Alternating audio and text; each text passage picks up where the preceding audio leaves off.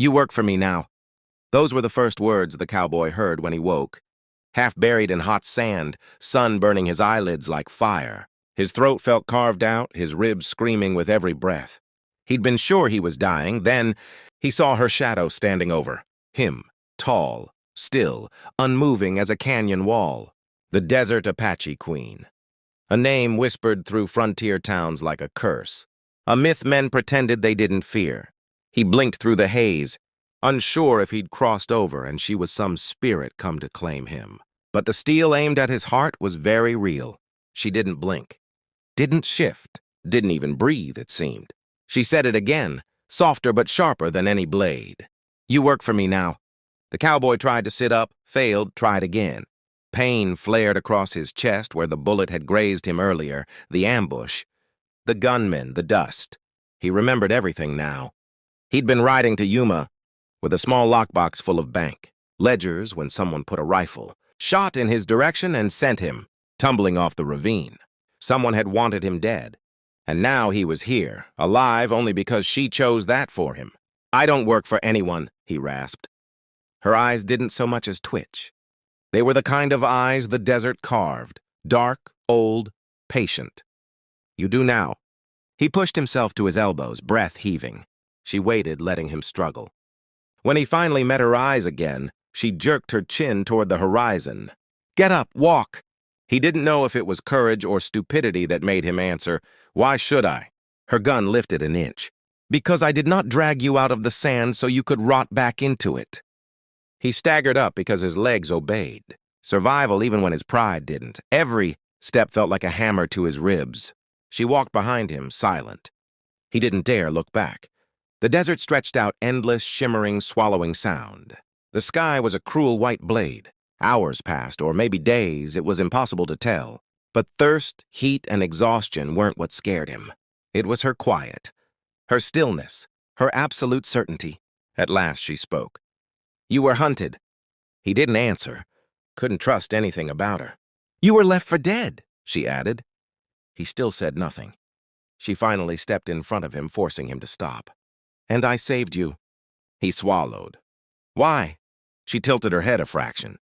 "You carry something worth killing for." The cowboy's pulse kicked. She'd searched him. She knew. He'd hoped the lockbox had stayed hidden during the fall, but of course she'd found it. He tensed as her hand slipped behind her and returned, holding the iron box with its brass, hinge hanging crooked from the fall. "My business," he said stiffly. "Yes," she replied, "which is why you are alive. You will finish it, but under me." He shook his head. "I don't even know who you are." "You do," she said. "Everyone does." And he did. The Desert Apache Queen, a leader whispered of but never. Confirmed real. A ghost of the sands, a strategist sharper than any general, a woman wrong long ago and risen harder than rock. She commanded a group of warriors who lived where no army dared ride, in a hidden canyon carved into blood-red stone. He'd believed the stories exaggerated. Now he realized they were understatements. "You saved me just to order me around?" he asked.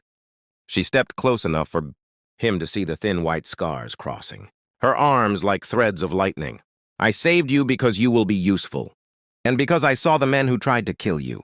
He froze. "You saw them?" Her jaw tightened. 3 riders, black coats, no brand on their horses. Government men hiding from their own government. His heart hammered. "They're still hunting me?" "If they think you lived," she replied. "Which is why you must not be seen until I decide it." He stared at her, heat and fear and confusion swirling in his chest. "So I'm your prisoner?" "No," she said. "My worker." He grimaced. "What's the difference?" "Prisoners have no purpose," she answered. "Workers do." She turned and started walking again. He followed because there was nothing else to do. By nightfall, they reached the canyon. The entrance was a crack. In the stone so narrow he thought he couldn't fit, until she pushed him through, and he realized it only looked impossible. Inside, the world widened into a hidden valley glowing with firelight. Tents lined the cliffs. Horses grazed near a stream that sparkled under the moon.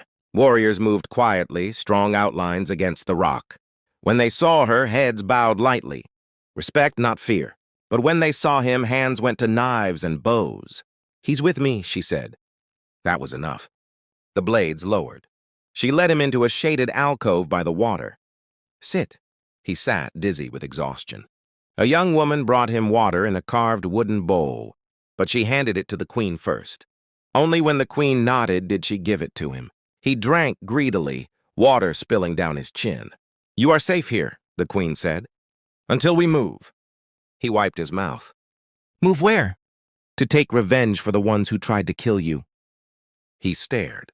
"Why would you care about people hunting me? I'm nothing to you." She studied him silently for a long moment. "You are not nothing. And what they seek affects more than you." She tapped the lockbox with the tip of her boot. "What is inside?" He swallowed. "Ledgers, names, payments, records." "Of what?" "Of land bought under false papers. Farmland stolen, water rights falsified, and a list of the men doing it. Government officials, bankers, ranch owners, all working together." A muscle in her jaw twitched. "Crooked paper soldiers." "Yes," he breathed. "And they want you dead," she said, "because the evidence is in this box." He nodded. Her eyes darkened. "Then you understand why I need you." He frowned. "Why? What do you want with it?" She crouched in front of him, eyes level with his. "Shall I tell you a story?" He nodded reluctantly.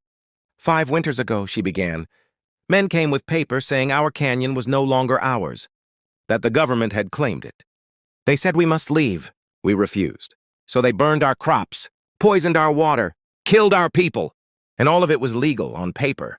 The cowboy felt a cold weight sink through him. "So yes," she said quietly, "I want what is in that box. Because it will lead me to the people who murdered my tribe and stole our lands. And you are the key to making them fall." He exhaled slowly. "You want me alive to testify?" "I want you alive to help me destroy them," she corrected. He hesitated.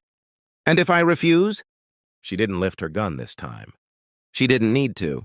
Her voice alone was enough to chill him. "You will not refuse." Days passed. Then weeks. The cowboy healed under watchful eyes. He learned the rhythm of canyon life, silent mornings, weapons practice at dusk, scouts returning with news from the desert each night. He worked because she demanded it, gathering wood, carrying water, mending saddles. Every time she passed, he felt a strange tug, fear, respect, and something else he didn't dare name. She trained him too, taught him how to move without stirring dust, how to listen to wind, how to read the desert like scripture. She was patient but unyielding, sharp but fair. Yet he knew something was shifting. He felt it in the way her eyes lingered half a second longer when he spoke. The way she sometimes walked beside him instead of ahead. The way her voice softened, just barely, when giving orders meant for his ears alone. One night, scouts returned breathless, telling her the 3 black-coated men were back in the area, searching for a body that didn't exist. The queen turned to the cowboy. "It is time." They rode before dawn, just the 2 of them, through canyons drowned in blue shadow. They reached a rocky overlook by sunset. Below, a campfire flickered. 3 horses, 3 men. His chest tightened. "Them?" She nodded. He swallowed hard. "What's the plan?"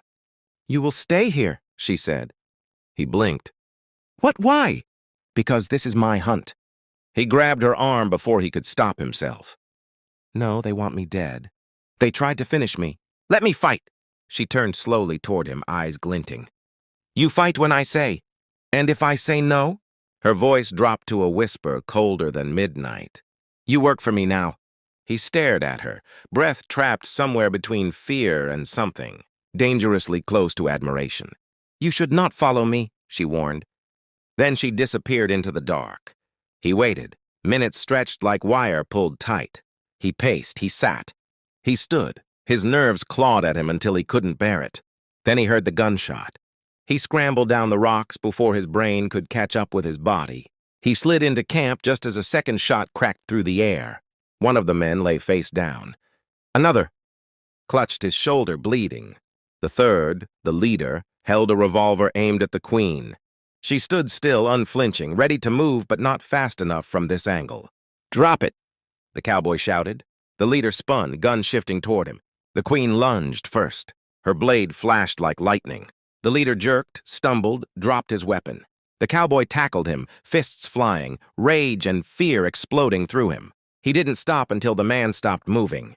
Silence swallowed the night. The queen stood over him, breathing hard. "I told you not to follow." He sat back, panting. "I wasn't going to let you die." She stared at him for a long, unreadable moment. Then she said quietly, "Good." They buried the bodies, burned the papers the men carried, and rode back under a sky studded with stars sharp as shattered glass. When they reached the canyon entrance, she stopped her horse and looked at him. "You are free now," she said. He blinked. "What?" "You did what I needed. You may go." A strange hollow opened in his chest. "That's it? Just go?" "Yes." He swallowed. "What about the lockbox?" "I will take it north," she said. "Expose the corruption. Restore what was stolen. You have done enough." He stared at her, stunned. "Everything I've been through, everything we've done. And now I just ride away? If you want to." He didn't respond for a long time. Then softly he said, "And if I don't want to?" For the first time since the day he met her, something like a smile touched her lips. Small, fleeting, but real. "Then," she murmured, "you do not go." He exhaled. And he didn't. He followed her back into the canyon, into the firelight, into a future he never saw coming but couldn't walk away from. Her voice drifted behind him. A whisper carried on warm desert wind. "You work for me now.